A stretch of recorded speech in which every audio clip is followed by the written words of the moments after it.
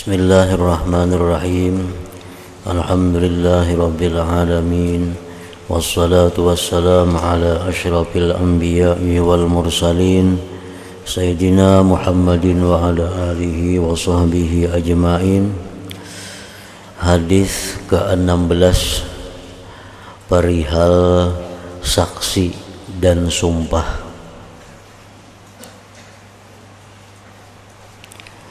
An Ibni Abbas radhiyallahu ta'ala anhuma anna Rasulullah sallallahu alaihi wasallam qala law yu'tan nas bid'awahum ladda'a rijalun amwala qaumin wa dima'ahum lakinil bayyinatu 'alal mudda'i wal yaminu 'ala man ankar.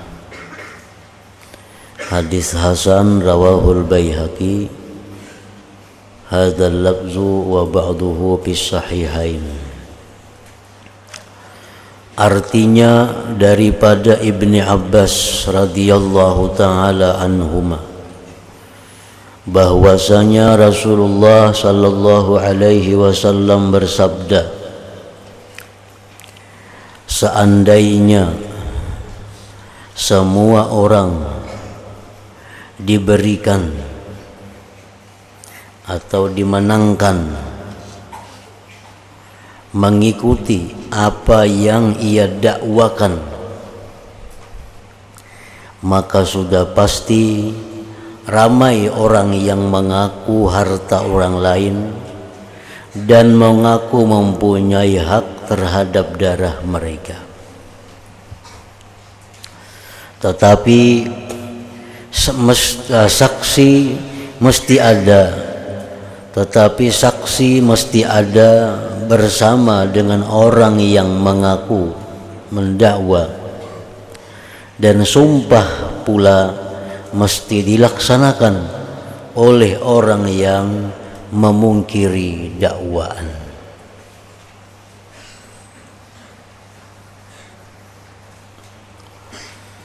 Ini masalah aku mengakui. Kalau kita mengakui sesuatu yang ada di tangan orang lain, umpamanya kendaraan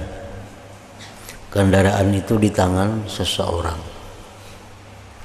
lalu kita mengakui, ujar kita, kendaraan itu ampun kok, kendaraan yang dipakainya si Fulan itu ampun kok. Nah, pengakuan seperti itu adalah pengakuan yang sia-sia. Artinya kada akan bisa kita mengambil milik orang lain ataupun milik kita sendiri yang ada di tangan orang lain hanya dengan pengakuan itu. Kada kawa mengambil kita. Itu sepeda motornya itu sepeda motor ampun ko aja kita. Nah, kada kawa kita mengambil, mun hanya pengakuan kayak itu aja. Walaupun bujur ampun kita. Cuma hanya sekadar pengakuan. Itu kada bisa seorang hakim memenangkan kita. Misal kita mengadu, melapor ke polisi, wahai hakim, itu barang nang di tangan si Fulan itu barang ulun punya. Nah, hakim kada kau memenangkan kita, namun kita hanya sekedar mengaku kayak itu. Nah, jakanya boleh, andai kata bisa dimenangkan demikian, niscaya orang dengan mudah mengaku milik-milik itu. Tetapi agama kita, ajaran Nabi kita tidak bisa dimenangkan hanya dengan sekedar pengakuan itu. Tetapi saksi mesti ada bersama dengan orang yang mengaku mendakwa. Nah, saksi maka ada. Itu wahai polisi, wahai hakim, kendaraan yang di tangan si Fulan itu, di tangan si Jaid itu kendaraan ulun. Hakim kada boleh percaya. Jadi hakim, mana saksinya? Mana saksinya? Nah, ini ada ulun bisa saksi dua. Saksi ulun ini si A lawan si B. Inya menyaksikan bahwa kendaraan itu hanya ulun pinjami. Kada ada ulun beriakan, kada ada ulun jual. Kendaraan yang dipakai si Fulan itu hanya ulun pinjami inya. Ini saksinya nah, si A lawan si B. Nah, hanyar bisa menang. Hanyar bisa menang. Saksinya ada. Saksi itu sekurang-kurangnya berdua laki-laki nang adil. Atau boleh juga satu laki-laki, dua perempuan yang adil. Boleh.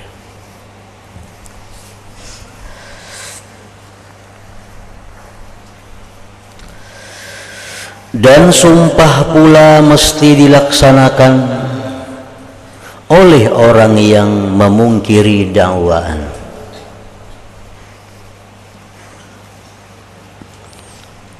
Sumpah pula mesti dilaksanakan oleh orang yang memungkiri dakwaan. Ini mengaku, wahai hakim, kendaraan yang di tangan si Fulan itu kendaraan ulun, ampunnya hanya minjam ban aja. Ujar hakim, mana saksi ikam mengaku itu? Ulun kada apa bersaksi. Ulun kada bersaksi. Sebab asa percaya aja lawan inyan itu, jadi kada bersaksi. Nah, si hakim memanggil lawan nang memakai kendaraan itu. Ini kendaraan yang jam pakai ini, ujarnya ampun inilah. Kayak apa jam? Nah, untuk orang nang memakai kendaraan ini dituntut mau kada bersumpah. Ujarnya ini kendaraan ulun seorang, ulun tukari, ulun bersumpah wani karena Allah. Nah, wallah ulun bersumpah ini kendaraan sudah ulun tukari lawaninya. Nah, maka inya dimenangkan karena inya wani bersumpah. Wani bersumpah. Amunnya kada wani bersumpah, Bang. Kan kendaraan ini kendaraan siapa? Uga si Fulan, ampun Fulan punya. Tapi Fulannya kada kau ada akan saksi. Ini campang kayak apa? Wanilah bersumpah. Kada wani bersumpah ulunnya. Cuma nih ampun ulun, bersumpah ulun kada hendak. Nah, kalau si hakim menyuruh nang mengaku asal, nang mengaku asal ikam saksi kada kau maadakan. Kam wanilah bersumpah pada itu ampun ikam. Wani bersumpah jarinya. Nah, maka menanglah orang nang mengakui tadi. Maka itu hukum masalah aku mengakui. Jadi setiap orang yang mengakui sesuatu itu dituntut ada sumpah, ada saksi. Ada saksi nang sesuai syarat saksi. Bila saksi ini kada kau maadakan, maka lawannya itu dituntut bersumpah. Bila lawannya kada wani bersumpah, nang mengaku ini nang bersumpah. Nah, itu hukum persidangan di dalam agama Islam. Lain di zaman bahari. Di zaman bahari, misal zaman Nabi Ibrahim. Zaman Nabi Ibrahim. Zaman Nabi Ibrahim itu Allah Ta'ala memperlihatkan keadilan, kebenaran itu melalui api. Melalui api. Bila benar, kada dimakan api. Bilanya salah, dimakan api. Nah, itu zaman Nabi Ibrahim. Jadi misal, ini kendaraan ampun kok. Ujar kita nih. Nah, ujar Nabi Ibrahim, mana ikam saksinya? Kada berurusan saksi. Bujur ikam ampun ikam kendaraan nih. Jadinya bujur ampun kok. Nabi Ibrahim berdoa lawan Tuhan. Bila datang api memakan, berarti lain tuh. Berarti kada bujur. Bila kada datang api yang memakan, berarti itu bujur. Itu zaman Nabi Ibrahim, hakim itu api dikirim oleh Allah Ta'ala. Di zaman Nabi Musa dengan tungkat. Orang ada melapor kepada Nabi Musa, wahai Nabi Musa itu kambing ulun. Nabi Musa mandak tungkat, enak sih tungkat di kambing tuh. Bila tungkatnya itu diam kada bergerak berarti bujur, bila tungkatnya bergerak berarti kada bujur dakwaan orang ini. Nah itu zaman Nabi Musa itu ada tungkat sidin. Di zaman Nabi Sulaiman itu hakimnya ada angin. Nah, hakim itu ada angin. Misal kita mengaku, wahai Nabi Sulaiman, ini barang ini ampun ulun. Ada ngulun Nabi Sulaiman, aku berdoa. Nah, bila barangnya tetap, barangnya ini gana, berarti bujur. Bila ada orang mengaku, ini ampun ulun. Nabi Musa berdoa, datang kena angin, memindah barang itu. Nah, berarti kada bujur. Nah, jadi angin hakimnya. Di zamannya Dzulkarnain ada mengatakan nabi, ada mengatakan wali. Zaman Dzulkarnain itu kalau ada orang mengakui itu dibawa ke sungai. Ini sepeda motor ulun ampunnya, gernya umpamanya itu ini kuda ulun ampunnya dibawa ke sungai, ditimbai ke sungai. Bila kada tinggalan berarti bujur, bila tinggalan berarti kada bujur. Nah, itu zaman Dzulkarnain. Di zaman Nabi Daud itu kada perlu ada sumpah, kada perlu ada saksi kayak zaman nabi-nabi terdahulu tadi. Di zaman Nabi Daud itu menggunakan rantai. Rantai itu ada di Baitul Maqdis, Palestina. Rantai itu ada bejuntai mulai atas ke bawah. Nah, siapa yang mengaku sesuatu disuruh menjangkau rantai itu. Belinya sampai menjangkau rantai berarti bujur. Bila suruh mencapai rantai kada sampai berarti kada bujur, karena rantainya mau berturun menaik. Nah, itu karamat atau mukjizat daripada Nabi Daud alaihissalam. Nah, di zaman Nabi kita kada ada menggunakan itu. Zaman Nabi kita menggunakan saksi atau sumpah. Pokoknya bila kita mengaku barang ada juga saksi, itu sudah milik kita. Walaupun dustaan, walaupun zalim, tapi hakim mesti memenangkan itu. Misalnya hendak mengambil ampun orang, nah itu ampunnya ampun orang, tapi kita hendak zalim, kita kiau 2 orang, kita melakukan saksi palsu pada barang itu barang ampun kok, hakun jadinya. Nah, lalu kita barang itu barang ampun kok, ini saksi ada berdua, nah saksinya palsu keduanya, apinya hakun disumpah saksinya nih pada bujur. Nah, menang dalam hukum dunia, tapi di akhirat kayaknya dia akan disiksa oleh Allah Subhanahu wa Ta'ala. Nah, itu maksud hadis tadi nang anna Rasulullah SAW qol law yu'tan nas bi da'wahum ladda'a rijalun amwala qaumin wa dima'ahum lakinal bayyina 'alal mudda'i wal yamin 'ala man ankara.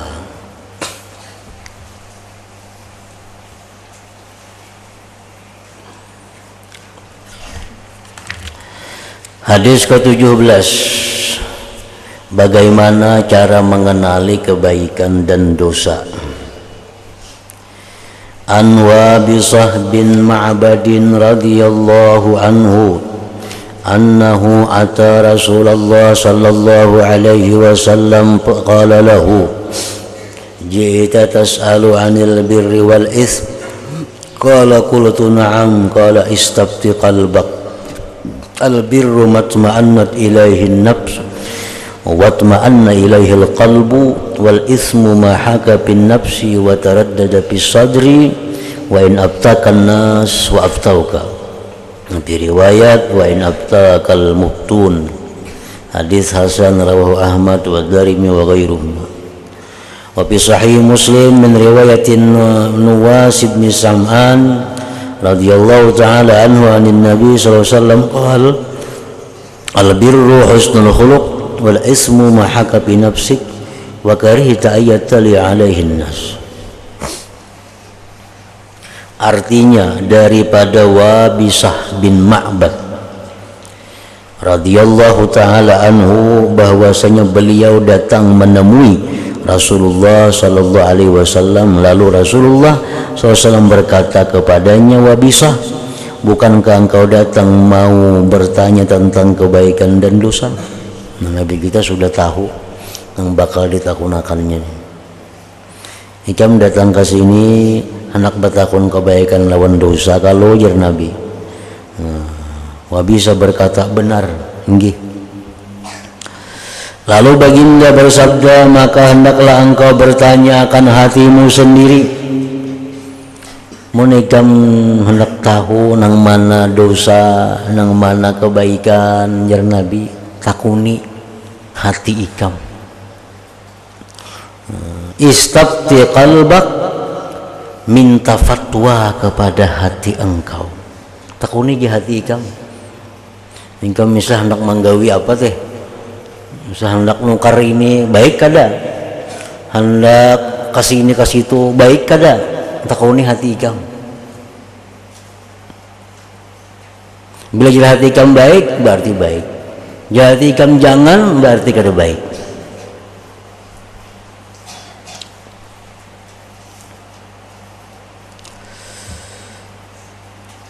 Sebenarnya kebaikan itu apa-apa yang dirasa tenang oleh dirimu dan apa yang dosa dan apa yang dirasa tenang oleh hatimu.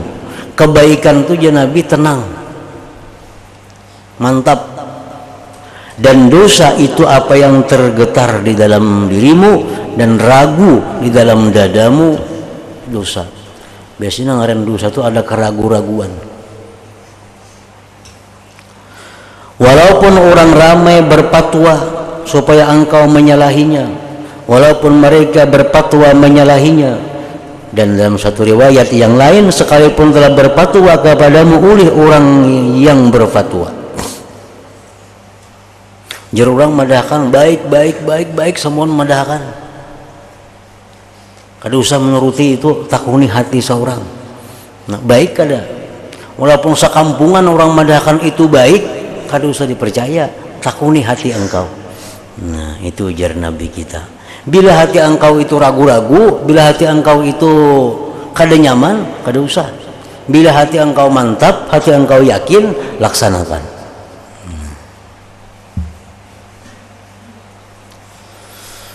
Dan di dalam riwayat Imam Muslim daripada Nuwas bin Sam'an radhiyallahu anhu daripada Nabi sallallahu alaihi wasallam, baginda bersabda, kebaikan itu adalah akhlak yang baik, dan dosa itu ialah apa-apa yang ragu di dalam dirimu dan engkau benci bahwa melihat ke atasnya oleh manusia. Jadi di sini ada 4 macam. Yang pertama, kalau engkau hendak mengetahui itu baik atau kada baik yang akan kita kerjakan, tanyakan kepada hati. Satu itu, tanyakan kepada hati engkau. Bila hati engkau itu tenang, berarti itu baik. Bila hati engkau rasa ragu-ragu, berarti itu kada baik. Nah, itu 2 sudah. Bila tenang, baik. Bila hati kita ragu-ragu, kada baik. Nah, cuma ini jangan dilakukan oleh semua orang.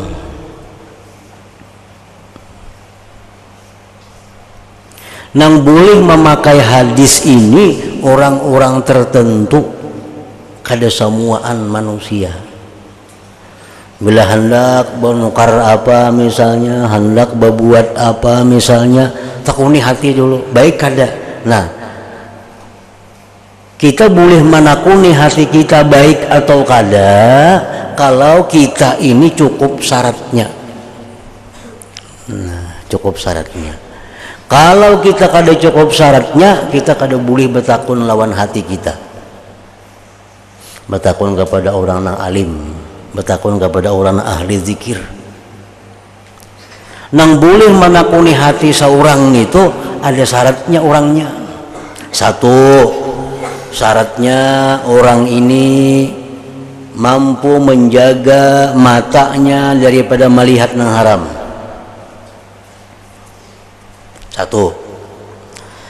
Yang kedua, orang ini mampu menahan syahwat-syahwat dirinya.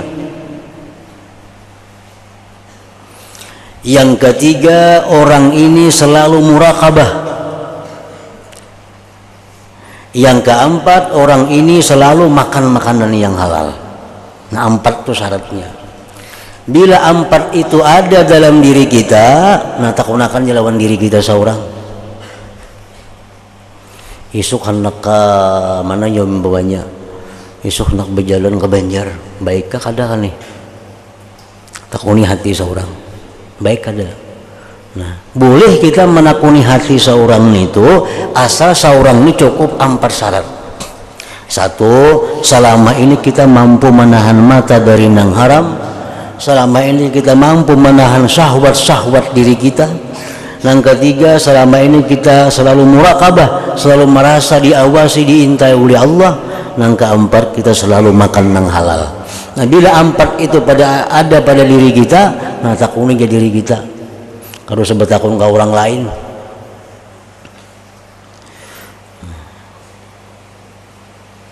Nah, amun selama ini kita masih kada kawa menjaga mata dari nang haram. Nah, kita selama ini masih selalu meluluskan syahwat-syahwat kita. Selama ini selalu lupa kepada Allah. Selama ini kita makan nang halal, nang subhat, nang macam-macam. Nah, kada kawa ditakuni diri kita. Luput jawabannya.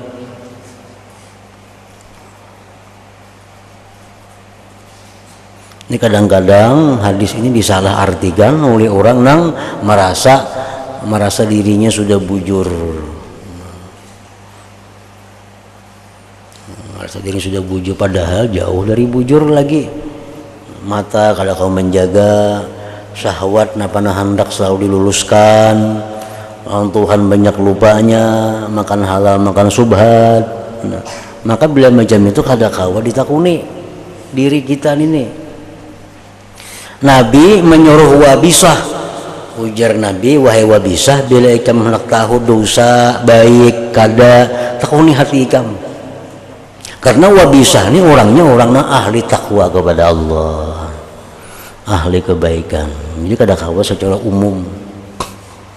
Misalnya orang hendak lawan kita betakun, umpamanya orang itu, wahai guru, umpamanya ulun ini ada rencana nah hendak ke ini kayak apa. Lalu ja guru takuni hati ikam seorang kayak apa. Nah, kada boleh si guru menyuruh takuni hati ikam seorang itu, kecuali guru ini tahu si fulan itu orangnya ahli takwa kepada Allah. Amun si fulan ini masih belum ahli takwa, kada kawa disuruh menakuni dirinya. Nah, jadi langaran kebaikan itu selalu nang tenang, kejahatan itu selalu ada keraguan-raguan di dalam hati. 2 macam. Yang ketiga, di sini Nabi kita mencarikan jalan untuk mengetahui kebaikan. Kebaikan itu jar Nabi ialah sesuatu budi pekerti yang baik. Nah, yang keempat, dosa itu adalah sesuatu yang kamu malu dilihat oleh pembesar-pembesar manusia. Maksudnya kamu malu dilihat oleh pembesar-pembesar manusia, malu dilihat ulama, malu dilihat sulaha, orang-orang salih. Berarti itu kada baik. Mun aku memakai pakaian ini nah bertemuan sidin aku supan, berarti kada baik tuh pakaian itu.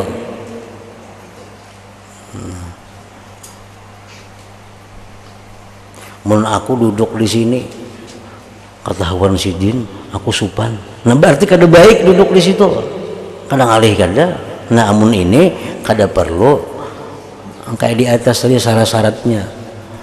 Jadi di sini Nabi kita menjelaskan bahwa nangaran kebaikan itu adalah budi pekerti yang baik, nangaran kejahatan itu sesuatu yang kamu malu dilihat oleh pembesar-pembesar manusia. Mun aku berselawar handap atau berselawar ini umpamanya kelihatan guru supan aku, berarti kada baik tuh selawar handap itu. Nah, kadang alih kada.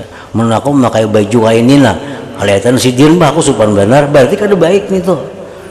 Bila kita supan ketahuan orang-orang baik, berarti itu kada baik. baik itu pekerjaan, baik itu apa.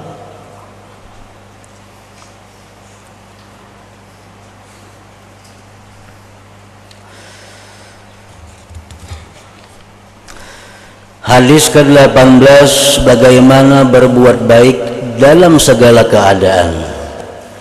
An Shaddad bin Aus radhiyallahu taala anhu an Rasulillah sallallahu alaihi wasallam qala innallaha katabal ihsan ala kulli syai. Sesungguhnya Allah innallaha katabal ihsan ala kulli syai fa idza qataltum fa ahsinul qitlah wa idza zabahtum fa ahsinuz zibha wa la yuhidda ahadukum syafratah wa la yurih zabihatah. Artinya daripada Shaddad bin Aus radhiyallahu taala anhu, daripada Rasulullah sallallahu alaihi wasallam, baginda Rasulullah bersabda, sesungguhnya Allah menentukan, artinya memerintahkan ihsan, kebaikan pada segala sesuatu. Nabi kita memerintahkan agar kita ini ihsan dengan segala sesuatu.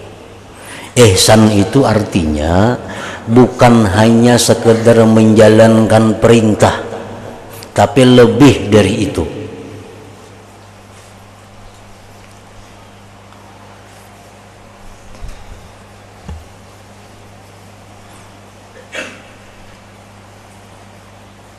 Umpamanya sembahyang, nah kita sembahyang berselawar katuk, baju kada, berkopiah kada, sahlah sembahyang kita, sah, karena tertutup aurat, mulai pusat lutut tertutup. Tapi ihsanlah itu kada ihsan. Allah menyuruh agar kita ihsan. Arti ihsan itu lebih dari sekedar menjalankan perintah. Ujar kuitan misalnya, lawan anak-anak ulahkan aku untuk ulahkan aku gagudoh, ulahkan gagudoh wadai. Nah anak mbak ambil pisang, sanga sir, sanga unjuk, nah gagudoh lu ngarannya. Cuma mbak apa-apakan mbak pisang di sanga wara. Sekali menjalankan perintah, ulahkan gagudoh, mbak ambil pisang, sanga unjuk. Nah itu kada ihsan. Kalau ihsan tuh kayak apa? Supaya gaguduh ini nyaman dilihat, nyaman dirasa. Nah kelihatannya supaya nyaman, dirasai nyaman. Nah diserahkan kepada orang tua yang menyuruh. Nah itu ihsan ngarannya. Ulahkan aku baju, ulahkan baju, ulahkan baju seadanya. Tentang bajunya, ulahkan baju. Bajunya bagus kah, sadang kah, kada kah? Perintah sudah dijalankan, mulai baju. Nah itu kada ihsan ngarannya. Ihsan itu lebih dari sekedar menjalankan perintah. Nah Allah menyuruh kita ini untuk ihsan. Sembahyang, nah kita berpakaian yang bagus, sembahyang di dalam waktunya, sembahyang menjaga syarat rukunnya, menjaga kehusuannya, itu ihsan ngarannya.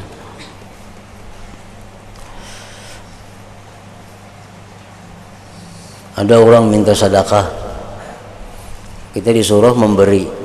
Kalau orang ada minta-minta sedekah, kita disuruh memberi. Nah, ambil di dapur ada makanan atau ada nasi nang unjuk, nasinya nang baik kanang kadakah, nasinya nang basi kanang kadakah, beres nang bakulat kanang kadakah, beri, sudah memberi ngarannya. Tapi itu kada ihsan. Kalau kita memberi, berikan sesuatu yang kita sendiri nyaman melihat dan memakannya. Nah itu ngarannya ihsan dalam memberi. Sampai-sampai Allah Ta'ala menyuruh kita ihsan itu bukan hanya dalam hal ibadah kepada Allah, bukan hanya dalam hubungan antar manusia, tetapi Allah menyuruh kita ihsan kepada binatang. Kepada binatang pun disuruh ihsan. Maka apabila kamu membunuh, maka hendaklah kamu mengindahkan pembunuhan. Kita dengan orang kafir misal berperang nih, Orang kafir ini bila dia dibunuh, kita dibunuhnya. Kita bunuh, tapi dengan bunuh yang ihsan. Bunuh ihsan itu kayak apa? Bunuh nang cepat inya mati, jangan lawas merasakan sakit.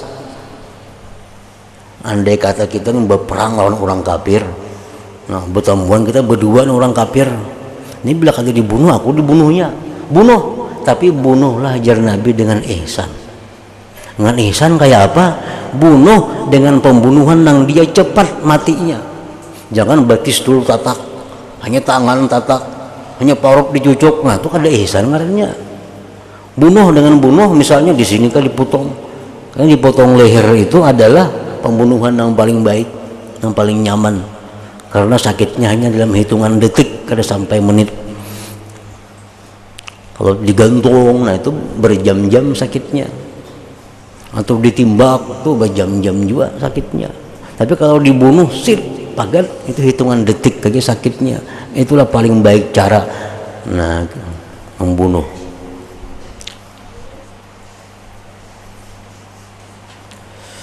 Dan apabila kamu menyembelih, maka hendaklah kamu mengilukkan sembelihanmu. Menyembelih, nyembelih sapi, nyembelih ayam, baik-baik menyembelih. Dan hendaklah seseorang kamu menajamkan mata pisaunya supaya jangan selalu sakitnya.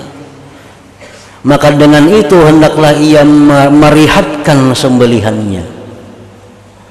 Nah, kita menyembelih, bila sudah pagat 2 urat itu sudah boleh dimakan. Halal artinya. Wadijain, ada 2 urat, urat pernapasan, urat makanan. Bila itu pagat disembelih halal. Cuma amun asal pagat saja kada ihsan. Kita disuruh menyembelih itu ihsan. Nah, kayak apa ngaran ihsan menyembelih itu? Oleh para ahli hadis menyebutkan bahwa hendaknya binatang yang bakal kita sembelih itu diberi makani dulu, walaupun sedikit. Nah, beri makani, diminumi. Nah, yang kedua, hendaklah dengan pisau nang tajam, pisau nang tajam supaya jangan terlalu sakitnya, pisau tajam.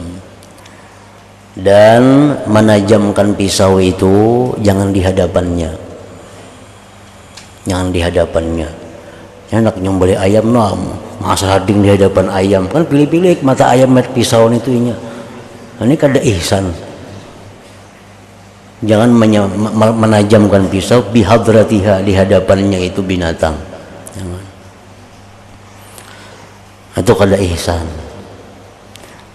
Dan lagi ihsan dalam menyembelih itu jangan menyembelih di hadapan binatang lainnya, apalagi ibu atau anaknya. Misal kita kurbannya ada 2-3 sapi. Nah, waktu menyembelih itu hendaknya jangan melihat yang satu dengan yang lainnya. Nah, kalau melihat itu berarti kita melanggar ihsan. Melanggar ihsan. Misal ada sapi 3, ambil seekong, sembelih. Nomor 2 kasihan pilih-pilih, ini aku sembelih orang jadinya. Itu kalau jadi jangan di hadapan inya menyembelih itu. Aw alla yazbaha bi hadrati ghairiha la siyama ummuha aw bintuha. Jangan menyembelih di hadapannya, di hadapan binatang yang lain, lebih-lebih ibu atau anaknya. Nah, jadi Allah Ta'ala menyuruh kita ini ihsan, bukan hanya urusan dengan Allah seperti ibadah, berurusan dengan manusia, bahkan dengan hewan. Kita disuruh ihsan, disuruh berbuat kebaikan melebihi dari apa yang diperintahkan oleh Allah Subhanahu wa Ta'ala. Nah, ingat situ hadis ke-19.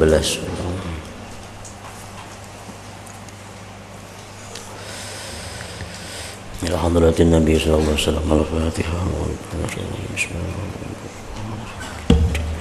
Iyyaka na'budu wa iyyaka nasta'in. Ihdinas siratal mustaqim. Bismillahirrahmanirrahim. Alhamdulillah rabbil alamin. Allahumma shalli wa sallim ala sayyidina Muhammad wa alihi wa sahbihi ajma'in. Allahumma ighfir lana ma akhta'na wa ma ta'ammadna wa ma asrarna wa ma a'lanna wa ma asrafna wa ma anta a'lam bihi minna, antal muqaddim wa antal muakhir, la ilaha illa anta. اللهم انفعنا بما علمتنا وعلمنا ما ينفعنا وزدنا فهما وعلما وعملا وهدى وتوفيقا برحمتك يا ارحم الراحمين. صلى الله على سيدنا محمد وآله وسلم. الحمد لله.